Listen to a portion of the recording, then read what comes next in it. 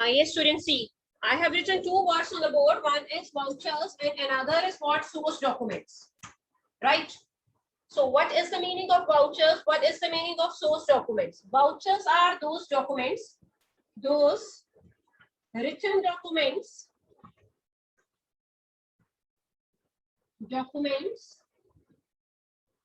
which we use to record our business transactions. मेरे business में कुछ भी हुआ है, जब मैं उसके लिख के एक पेपर पे रिकॉर्ड करके रखती हूँ, उसे हम वाउचर्स कहते हैं. ठीक है. For example, I purchase machinery of ₹5 lakh. मेरे को बिल आया होगा 5 लाख की. अगर मैं मशीन खरीदूंगी तो definitely I will receive a bill. I purchase machinery ₹5 lakh. ठीक है. I received cash memo. अब कैश मीमो मेरे को बाहर से मिली है, बाहर वाला सोर्स है, इसलिए ये सोर्स डॉक्यूमेंट है, because this is not being prepared by me.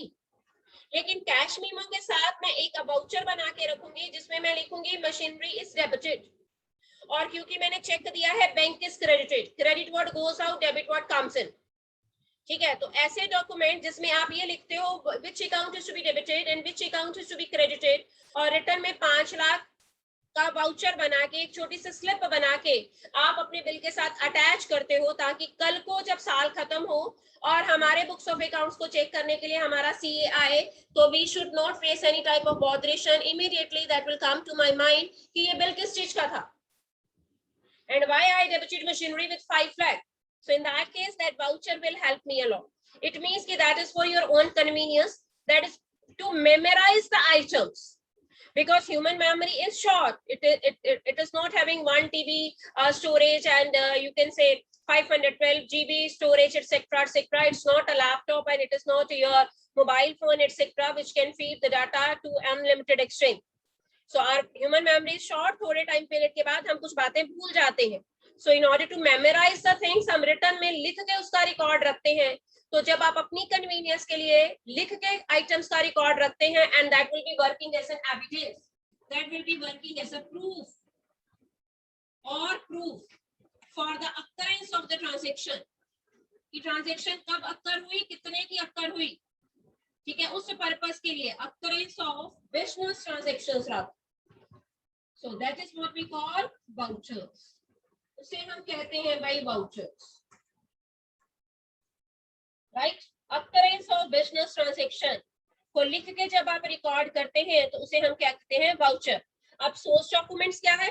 Vouchers are being prepared by me as a business woman. I will be preparing the vouchers on my own. ये vouchers मैं खुद बनाऊंगी. ठीक है. और अपने self purpose के लिए. But source documents I always receive from some outside source. Like मैंने सामान खरीदा तो मेरे को बिल मिला. बिल को क्या बोलते हैं, कैश मीमो बोलते हैं. ठीक. So this is named as what, source document. Source documents are always being prepared by others. आप कभी अपने पेरेंट्स के साथ बैंक में पैसे जमा करवाने जाना, जब आप बैंक के इंक्वायरी काउंटर पे जाएंगे तो आपके फादर या मदर अगर आपके साथ है तो वो बोलेंगे हमें डिपॉजिट फॉर्म दे. लेकिन मैं उसे कॉमर्स में पे इन स्लिप कहती हूँ. ठीक है. तो मैं एज अ कॉमर्स स्टूडेंट जब कभी भी मैं बैंक में जाती हूँ तो मैं पे इन स्लिप पे डिमांड करती हूँ. पे इन स्लिप का मतलब क्या, पे करना है इन द बैंक, तो उसकी एक स्लिप दे दो हम. ठीक है. तो नॉन कॉमर्स बैकग्राउंड के जो बंदे हैं वो उसे डिपॉजिट फॉर्म कह देते हैं. So this will be available in the bank at free of cost that you will fill. जब कभी आप इस फॉर्म को देखोगे तो it will be having the duplication copy also. देखना ये फॉर्म किस फॉर्म में होगा, क्या इसका फॉर्मेट रहता है. ऐसे एक रेक्टेंगल फॉर्म में रहता है, लेकिन यहाँ पे ना ऐसे डॉटेड है. तो ये वाली स्लिप भर के वो मेरे को स्टैंप लगा के वापस दे देते हैं. स्लिप मैं खुद भरती हूँ, कितना अमाउंट जमा करवाना है. यहाँ पे करेंसी नोट्स की डिनोमिनेशन भी होती है.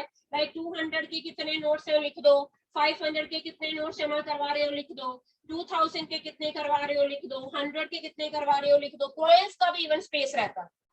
ठीक है. सो detail of the currency being deposited you will be writing over here, और कौन से अकाउंट में करवाना है, उस बंदे का नाम क्या है, अकाउंट होल्डर का, नीचे डिपॉजिटर जो जमा करवाने जा रहा है उसके साइन हो. किसी अकाउंट में से विथड्रॉ सिर्फ वही बंदा कर सकता है, लेकिन जमा उसके अकाउंट में कोई भी करवा सकता है. सो this is a policy of the bank. ये छोटी सी रसीद वो आपको दे देंगे, ये जो रसीद हमें वापस मिलेगी ये भी सोर्स डॉक्यूमेंट है, because this is being signed by some other source. ये हमें बैंक वालों ने वापस करी तो ये भी हमारा क्या है, सोर्स डॉक्यूमेंट है। सिमिलरली जब आप बैंक में अपनी फीस जमा करवाने चाहते हो या स्कूल में जमा करवाते हो, 3 स्लिप्स भरते हो फी बुकलेट की, 2 स्कूल अपने पास रखता है या बैंक अपने पास रखता है, एक आपको वापस मिलती है। जो आपको वापस मिलती है दैट इज रसीद, and that is also being named as source document, students. So source documents are always being prepared by others that we get from other source, right? Vouchers we always prepare for our own use by us only.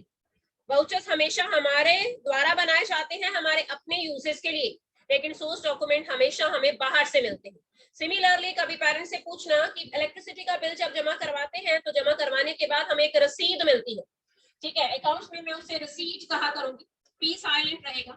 So every type of receipt after depositing certain bills, that is also working as a source document, because that we are receiving from outsiders, from some other source. So source documents ये भी आप bill की रसीद जमा करवाओगे, मान लो अगले महीने, ठीक है, you paid the bill of May and April, 2 months का इकट्ठा बिल आता है, और जून में आपको लगता है कि मेरा बिल पहले से भी ज्यादा आ गया और लगता है कि उन्होंने पुराना बिल भी बीच में ऐड कर दिया। So you will be showing that receipt of earlier months or previous months, and you will say I had already deposited the bill of the last month, so why you added here in the coming month? आपने इस महीने में मेरा पिछला bill क्यों add कर दिया? So in order to get the rectification, you are keeping these receipts as a proof.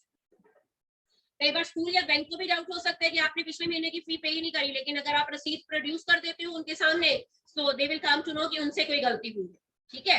So these receipts are working as a source document, and they will be also working as an evidence for the occurrence of transaction. Similarly, if you have taken any of the building on rent, तो आप अपने landlord को क्या करते हो, rent पे करते हो, तो लैंडलॉर्ड भी आपको एक रसीद इशू करता है जिसमें वर्डिंग लिखता है विद थैंक्स। ये वर्डिंग हमेशा इसी तरह से स्टार्ट होती है, with thanks I receive 5000 rent for the month of May, ठीक है, नीचे वो अपने साइन कर देगा, अगर उसने स्टैंप बना रखी है डेट की या आपने साइन की तो he will be putting the stamp over there, so that you will be keeping with you as an evidence, and that receipt being given by your landlord to you will also be named as source documents. I am repeating the same sentence again and again. Source documents we always get from outsiders, that comes from some other source, that's why we call it source documents. And vouchers we always prepare for our own convenience. In vouchers we always write which account is to be debited and which account is to be credited, ठीक है। Source document में मैं हमेशा ये जानने की कोशिश करती हूँ कि कौन सा अकाउंट डेबिट होने वाला है और कौन सा अकाउंट क्रेडिट होने वाला है, ठीक, और वो मैं अपने लिए बनाती हूँ, खुद ही बनाती हूँ, ये दोनों में आपको डिफरेंस याद रखना है, right. So let's see from the book ने इसको सीक्वेंस वाइज कैसे मेंशन किया है, how the book has explained it. अभी मैंने सिर्फ एक जनरल इंट्रोडक्शन दी है आपको टॉपिक के बारे में। So where he ends up your numerical questions, illustration number 21, ये लेजर अकाउंट वाले क्वेश्चन अभी आपने नहीं करने भाई। So we have source document, ठीक है, सोर्स डॉक्यूमेंट का टॉपिक आ गया मेरे पास। Source document provides the origin of the transaction. जब मेरे पास कैश मीमो है, मेरे को एक बिल मिला कैश मीमो का, या मेरे को मेरे लैंडलॉर्ड ने रेंट पे करने की रसीद दी, तो इन दोनों बिल्स को या दोनों रसीदों को पढ़ के मेरे को ये पता चलता है ट्रांजैक्शन कहाँ से ओरिजिनेट हुई, मींस ये ट्रांजैक्शन किससे रिलेटेड है। So about that we will come to know when we read these source documents. So he writes, source documents prove the origin of transaction because they are the primary record. ये first time हमें मिला होता है, बाहर वाले लोगों ने बना के दिया होता है, about the details of the transaction. These source documents always gives us the detail of the transaction, what happened, where happened, with what amount it happened. So that all is being mentioned, and that all we can know with the help of source document. तो source document की बहुत सारी examples उसने दे दी, मैंने भी आपको बता दिया। कैश मीमो, यस, इसी चैप्टर में I will be telling you about two main source documents, one is cash memo and another is invoice. दोनों का पहले डिफरेंस समझो। What is the meaning of cash memo, जिसे बिल कहते हैं आम भाषा में, ठीक है। तो बिल घरों में आपको बहुत सारे मिल जाएंगे, वो ओरिजिनल बिल आपने प्रोजेक्ट फाइल में पेस्ट करना है, और लाइनिंग वाले पेज के ऊपर, प्रोजेक्ट फाइल के पेजेस पता है ना, one sided plain and other side lining, ठीक है। तो लाइनिंग वाले पेज के ऊपर आपने उसके बारे में लिखना है, प्लेन वाले पेज के ऊपर आपने ओरिजिनल वो बिल अपने घर से कहीं से लेके पेस्ट करना, ठीक है। So I was telling you one word is cash memo. This is the first example of your source document. It comes from some other source, it comes from outside source, so that's why it is an example of source documents, right? Or cash memo you will get when you buy or sell. आपको मिलेगा जब आप खरीदते हैं, आप भी अपने customer को देंगे जब आप सामान बेचते हैं ऑन कैश. जब आप कैश में सामान खरीदते और बेचते हैं तो जो बिल आपको मिलता है उसके ऊपर कैश मेमो लिखा होता है कि पेमेंट और भुगतान कैश में हुआ. Second term I wanted to discuss with you, invoice. Invoice when you buy or sell on credit. जब आप उधार पे बेचोगे या खरीदोगे तो आपको कैश मेमो नहीं मिलेगा, आपको इनवॉइस मिलेगा. ये भी बिल ही होगा लेकिन ये क्रेडिट ट्रांजैक्शन पे होगा, मींस उधार वाली ट्रांजैक्शंस पे होगा. और उसके ऊपर जो टॉप हेडिंग प्रिंट हुआ होगा that we will call invoice. So invoice according to me are of two types. One is inward invoice. Inward invoice means when you purchase the goods. तो आपका सप्लायर आपको देता है, and when you sell the goods तो वो होगा outward invoice क्योंकि वो बाहर जा रहा है बिल. So बुक ये लिखे या ना लिखे लेकिन मैंने आपको बता दिया invoices are of two types. One is what inward invoice and other is what outward invoice. See the types. Book में लिखा है या नहीं लिखा आप अपने पास नोट करके रखो. So when we buy the goods on credit, we receive the bill. उस बिल को हम बोला करेंगे inward invoice. And when we sell the goods on credit, हम अपने कस्टमर को एक बिल बना के भेजेंगे, ठीक है? Because in that case, for our customer, we will be the supplier and we will be calling that bill as outward invoice, right? So bills or invoice are of two types. One is inward invoice and other is what? Outward invoice. Got it? Any doubt to anyone till now? You may raise your hand. You can send your query in my chat box. Right? Source documents बार बार मैं एक याद करने का ढंग बताती हूँ. It comes from outside. फिर उसने एग्जाम्पल दी है, इन सब के बारे में हम पढ़ेंगे. But before that he has mentioned certain feature और इसके ऊपर 3 नंबर का क्वेश्चन बनता है भाई. Features of source document. So in order to get a detailed version of this term, let me tell you the features of source document. तो आपने अपनी प्रोजेक्ट फाइल में सोर्स डॉक्यूमेंट्स के बारे में भी लिखना है, वाउचर्स के बारे में भी लिखना है और उनकी ओरिजिनल कॉपीज. मैक्सिमम जो वाउचर्स हैं बैंक में से फ्री ऑफ कॉस्ट मिल जाते हैं, नहीं आपको इधर उधर से अरेंज करने पड़ेंगे. लाइक बिल की रसीदें घरों में आम मिल जाती हैं, so that you need to paste over here, right? 10 से 15 number of vouchers you have to paste, you have to write about them. Cheque book तो मैं कल अपनी दिखाई दूंगी आपको. So चेक बुक का जो चेक है that is also a voucher. How? That I will tell you. Features of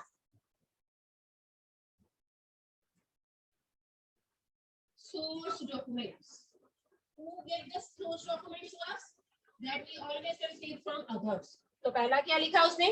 It is prepared when a transaction takes place. बिल्कुल ठीक है. It is prepared. ये कब बनाया जाता है? जब कोई ट्रांजेक्शन होगी. When it is being prepared? When a transaction, which transaction? When a business transaction takes place. कुछ खरीदा, कुछ बेचा. So source document आपको मिलता है तो वो inward source document है. आप किसी को देते हैं तो वो outward source document है, right? So it is prepared when a business transaction takes place. Who prepares it? Who prepares it? Some outside party. It is signed by the person who makes it. मान लो मैंने सामान cash में खरीदा और मेरे को cash memo मिली तो नीचे कैशियर के साइन होंगे. कभी भी अपने घर में कोई भी बिल निकाल के देख लेना. So it is being signed by the person who makes it. It is signed by the maker. It is signed by the maker.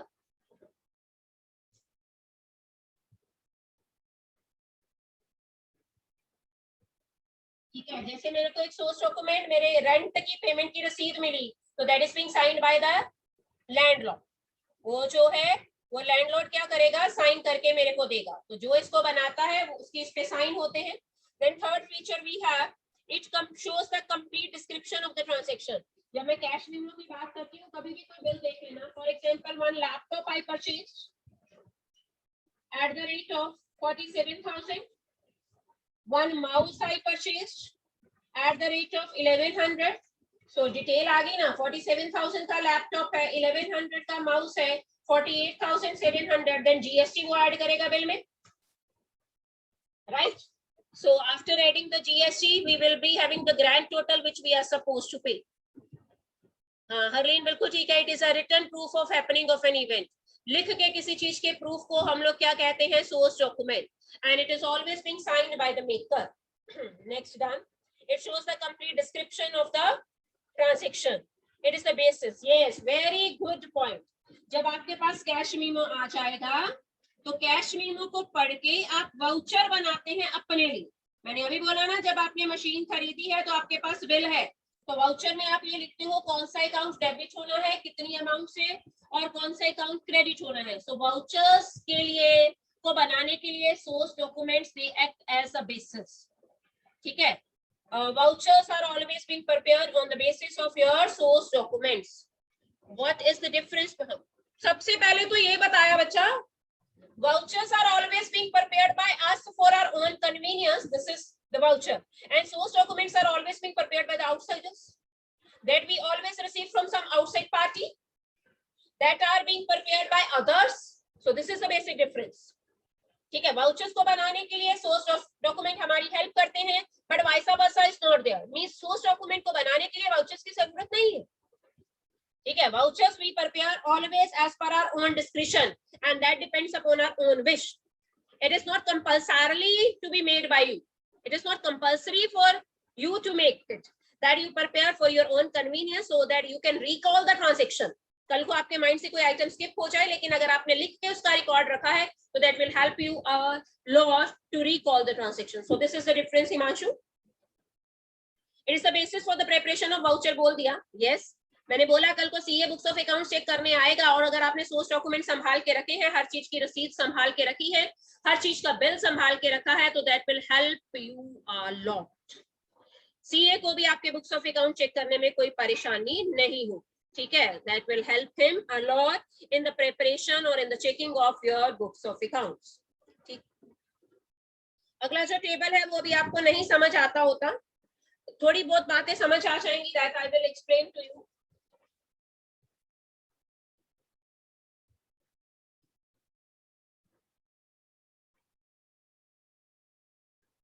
हमारे बुक्स ऑफ अकाउंट्स में कुछ स्पेशल बुक्स हम बनाते हैं. अगला चैप्टर वैसे हमारा है 4th और 5th चैप्टर, हमारा इसी के ऊपर बेस्ड है. सारी कैश ट्रांजैक्शन को रिकॉर्ड करने के लिए हम कैश बुक बनाते हैं. तो ही सेज कैश बुक को बनाने के लिए हम क्या यूज कर सकते हैं? Cash memo. क्योंकि कैश मीमो में आपके सारे कैश वाले बिल हो, कितना कैश आया कितना कैश गया वो कैश बुक में रिकॉर्ड होता है. आगे जाके इसका एक चैप्टर है. ठीक है. और कैश बुक को बनाने के लिए cash memos will help us a lot.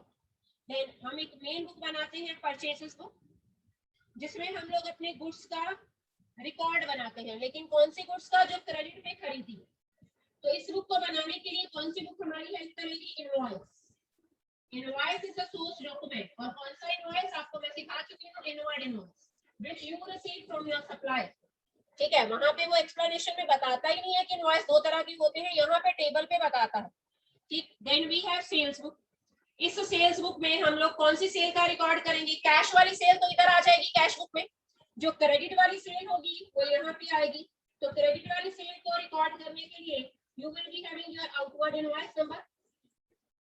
Outward invoice जो आपने बिल बना के अपने कस्टमर्स और डेटर्स को भेजे होंगे, उनकी हेल्प से आप क्या बनाओगे? Sales book. So like that way, in order to prepare the major books in our business, we rely upon source document. So source document helps us a lot. Had you been not receiving the bill, how can you pass the journal entries in your cash book?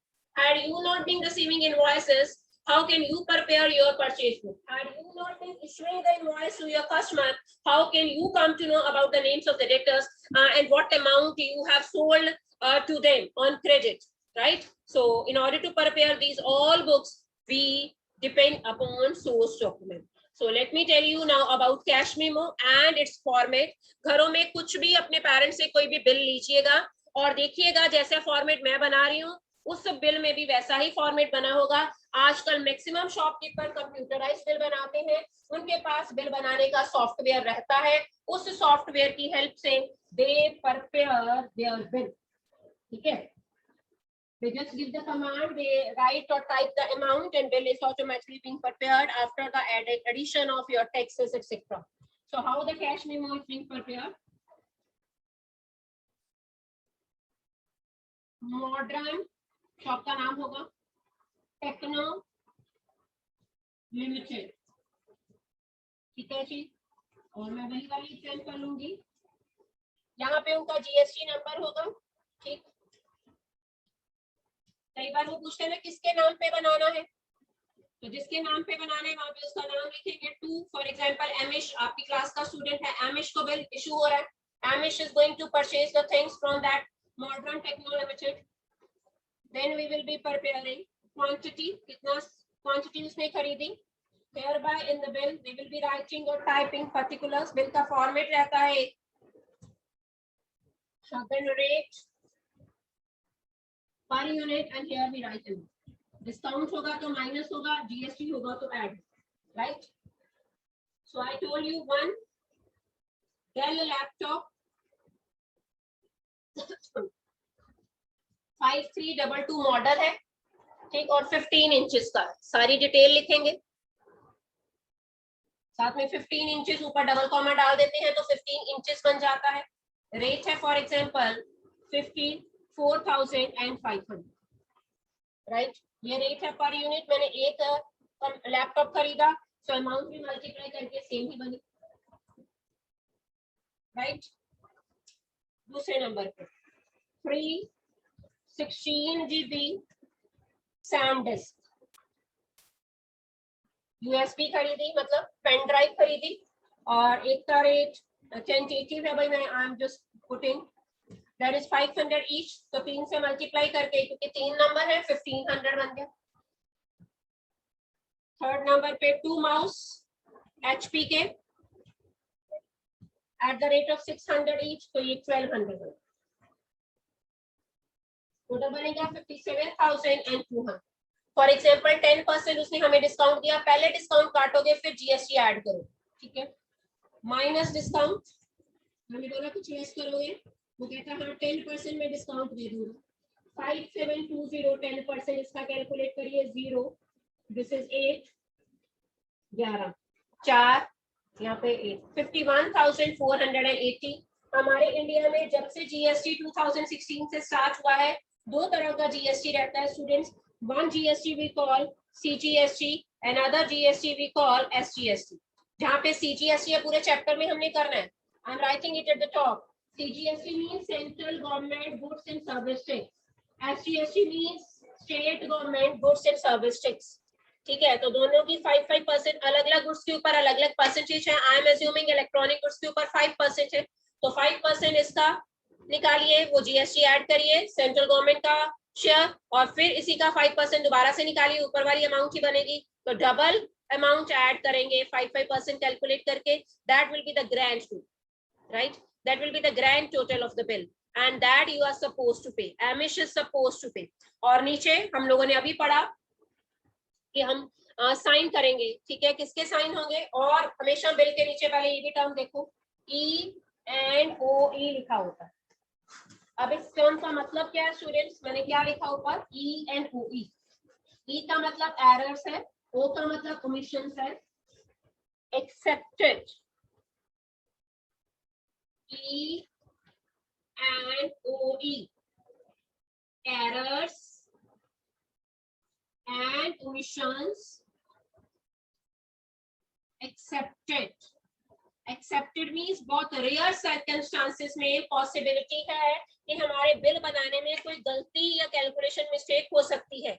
अगर आपको कोई गलती या calculation mistake लगती है तो आप हमारे पास आइए, हम उस बिल को सही कर दें। सो आफ्टर एवरी बिल और in the format of every bill we should not forget to print these 3 words, letter rather of English, E and O E, ठीक है। आप देख लेना घर में भी कोई बिल होगा उसमें पक्का ई एंड ओ ई लिखा होगा, that is errors and omissions accepted।